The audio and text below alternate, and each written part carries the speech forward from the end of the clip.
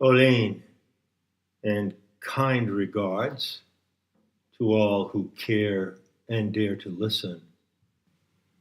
In this greeting, I use the word kind, let's say, ironically.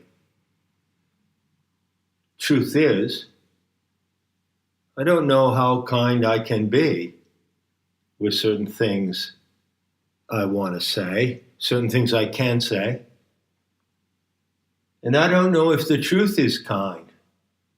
What if the truth, in some cases, is brutal and unkind, but it's still the truth? Anyway, with those considerations, I'd like to ask you if you know what gaslighting is. I wonder how many people in the world today do know. You can go look it up if you don't.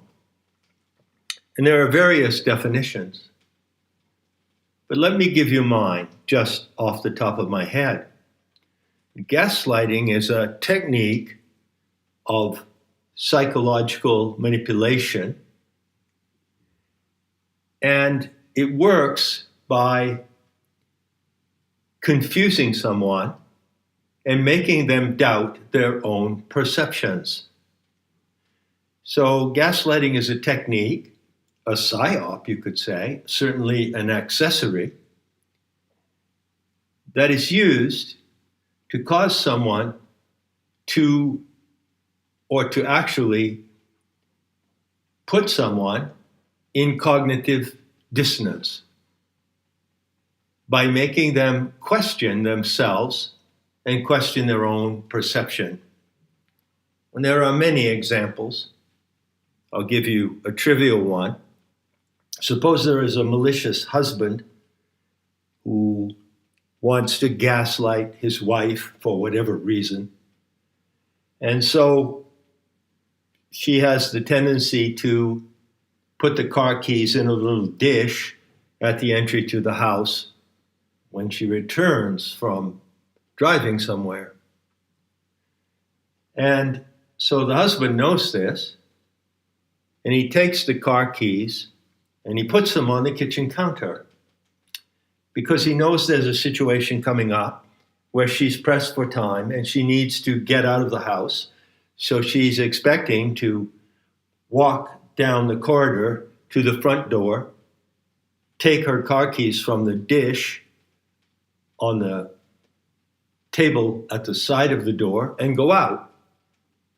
She does that, and the car keys aren't there. She panics a little. She comes back to the husband, who happens to be standing in the kitchen. He is staging this event. And he says to her, she says, "Oh, well, where are my car keys? I've got to go." And he says, "Well, right where you put them." "Oh, but I always put them in the dish on the side table, in front of the door." "No, you put them on the kitchen counter. Look, that's where they are." That's gaslighting. And of course, the examples could be extended into the hundreds. When you look at what's happening in the world today, when you look at what the masses are being told through the mainstream media, you could say, you could wonder, you would do well to ask yourself, hey, is someone planning to exterminate a large number of the human race in the gaslighting ovens? And indeed, the answer to that is yes. So gaslighting is a big topic, and you're certainly an ignorant and deficient human animal if you don't know about it and if you can't detect it when it's happening in your face. But in this short talk, I'd like to connect the technique of gaslighting to an item from the legacy, the tradition of the Abrahamic religions. Now, one of the outstanding documents from that tradition is the Ten Commandments. You find it in chapter 20 of the book of Exodus. And there are, of course, many translations into English of these Ten Commandments said to be dictated by the off-planet Father God to be passed down to the human races as rules of obedience, moral rules. And some people hold these rules in really high regard. They consider the Ten Commandments to present a template for acceptable moral behavior. Now, of these 10, there is one which I have noted many years ago, which seems to be little discussed. It doesn't really seem to come up very much. And it struck me as curious that one of the 10 would be less current in people's minds. And that would be the ninth commandment. There are various translations, of course. And here's one of them. Thou shalt not bear false witness against thy neighbor. Have you heard that before? When was the last time you heard that? When was the last time it ever came up in a personal situation, family, friends, a social situation? When was the last time you ever heard anyone in the media quote that commandment? Now, in my humble view, needless to say, being a Gnostic heretic, I'm not someone who follows the Ten Commandments. But in my view, this is the most significant of them all. And in order to tell you how I see it, let me paraphrase it. What does it mean to bear false witness against someone? Well, in legal language, it means to accuse them falsely of something that they haven't done.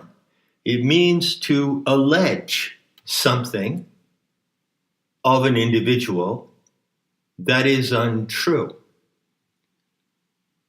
or to allege something of a situation in the world that is untrue and deliberately wrong. That is what it means to bear false witness to an individual, or as well to speak falsely and make false allegations against a situation. So here is an example.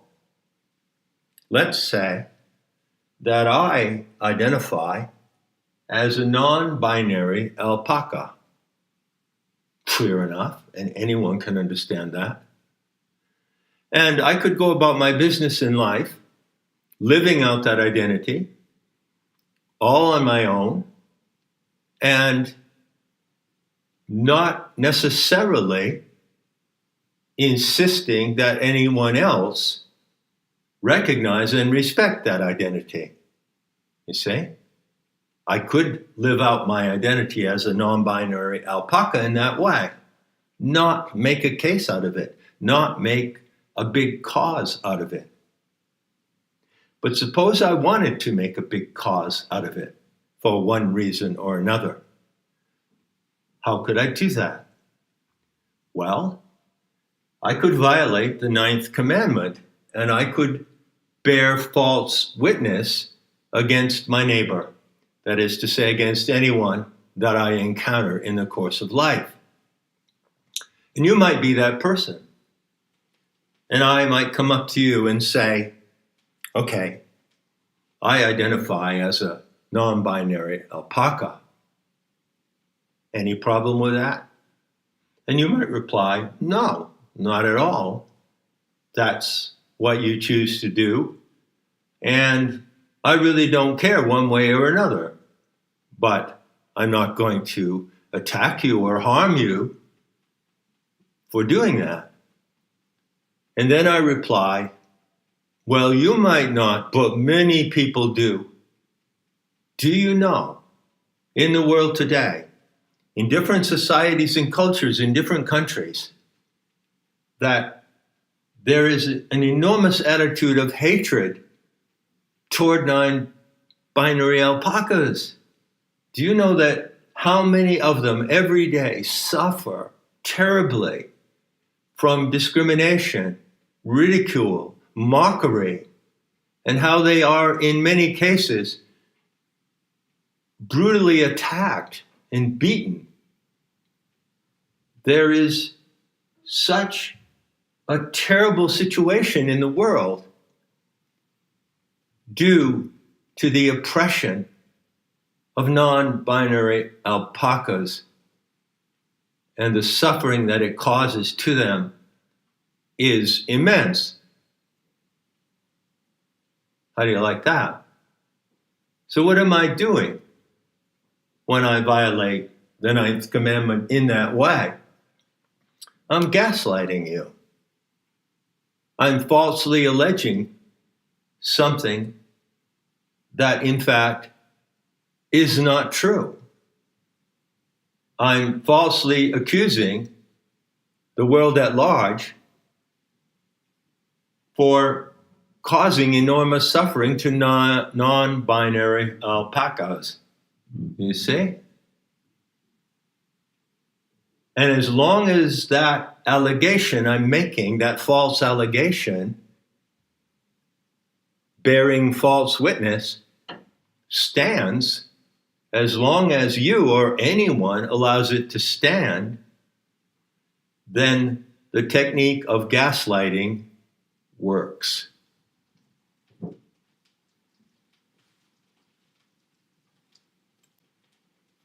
Another example, and I'll end with this one, and you can probably see this one coming.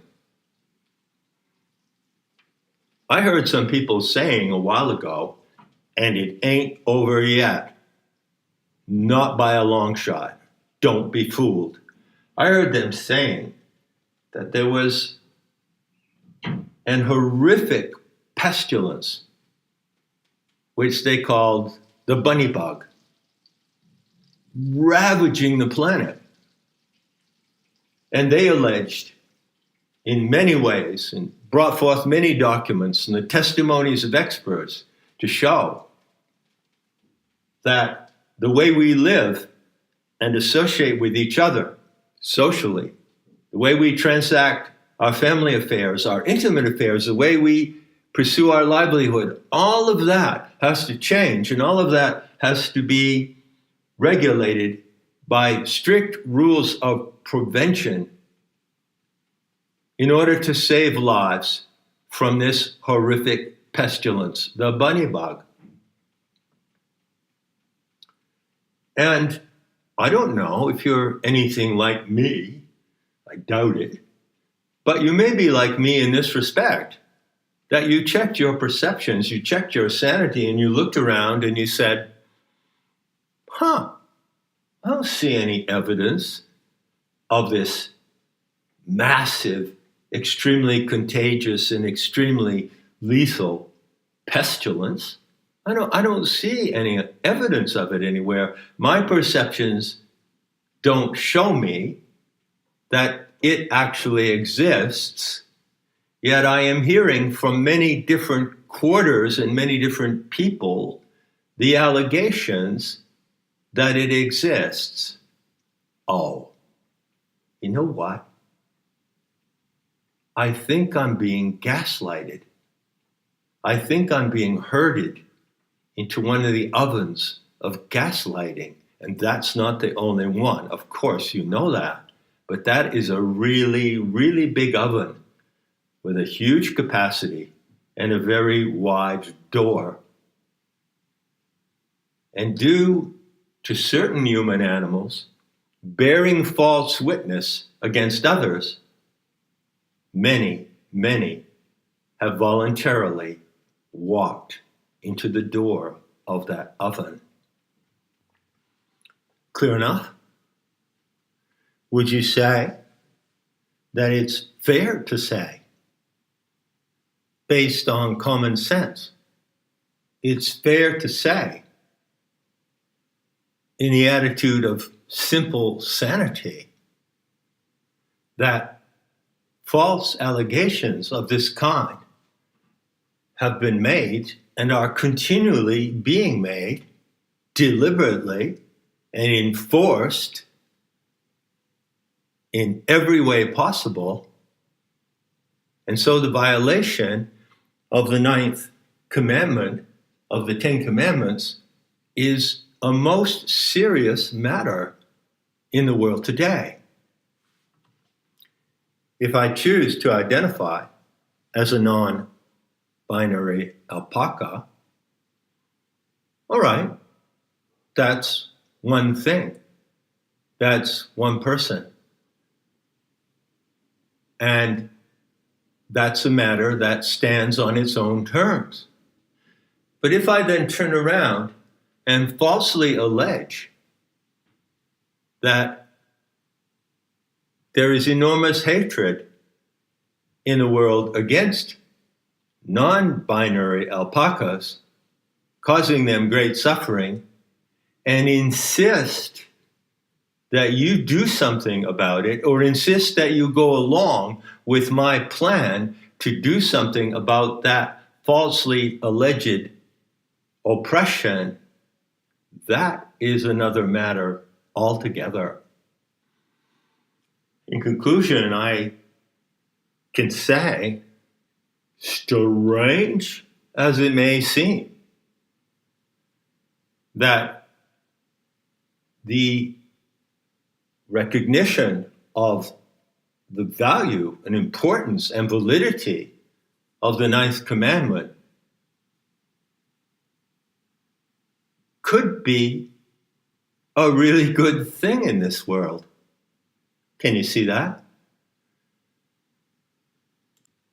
If some people took that rule of behavior seriously and acted consistently, then they would not make false allegations against others or falsely allege that a certain situation exists in the world when it doesn't. And at the same time, there would be a responsibility attached to observing that commandment. Not only do you yourself observe it, but you would take a stand against those who don't. In other words, there's a moral responsibility attached to that commandment. And were you to observe that and stand up for that commandment, well, who knows? It might go away. It might take us away, ahead, a big step ahead, into what some people, who, by the way, happen to be the authors of that commandment, call the correction of the world. Enough said.